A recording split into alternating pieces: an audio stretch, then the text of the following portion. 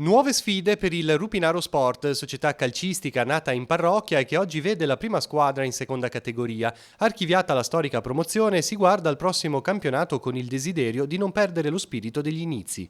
Salendo di categoria non vuol dire cambiare lo spirito, ma semmai portare ancora più in profondità le motivazioni che hanno fatto nascere la squadra, che è l'essere uno spazio educativo, uno spazio di bene per i nostri ragazzi e per tanti bambini. I ragazzi e le loro famiglie si sono ritrovati per un momento di festa precampionato. È stata l'occasione per ricordare i momenti più belli del 2018 e fare il punto dei vari settori. La prima squadra, ad esempio, ha già iniziato gli allenamenti. Il nostro obiettivo è la salvezza.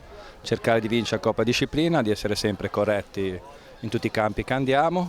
Vediamo cosa ci aspetta. Speriamo di essere la sorpresa del campionato. Ecco. Applausi poi per il team femminile. Nel 2018, dopo un ottimo campionato, ha vinto la Coppa Italia regionale di eccellenza e la Coppa Liguria. Punti di partenza importanti per il nuovo anno sportivo. Quest'anno sarà ancora più difficile perché ci sono compagini come la Genova Calcio, una squadra nuova, la nuova Sanremese, anche se avrà un altro nome, soprattutto il Genoa CFC 1893. Sono squadre che ci daranno del filo da torcere. Va forte anche il settore giovanile. Dai 20 bimbi di 4 anni fa, oggi conta 80 iscritti, con leve dal 2008 al 2014, ma si punta ad aumentare ancora. Ci stiamo cercando di far trovare pronti anche con gli allenatori e tutti gli staff tecnici che accettino la nostra filosofia, quindi una filosofia volta all'educare il bambino e il ragazzo prima comunque che ai risultati sportivi. Chiude il direttore generale Ilario Ghiorzo, che ribadisce l'anima del Rupinaro Sport: divertirsi, stare insieme e fare squadra. Abbiamo la fortuna di avere tantissime persone che ci danno una mano, tanti dirigenti, abbiamo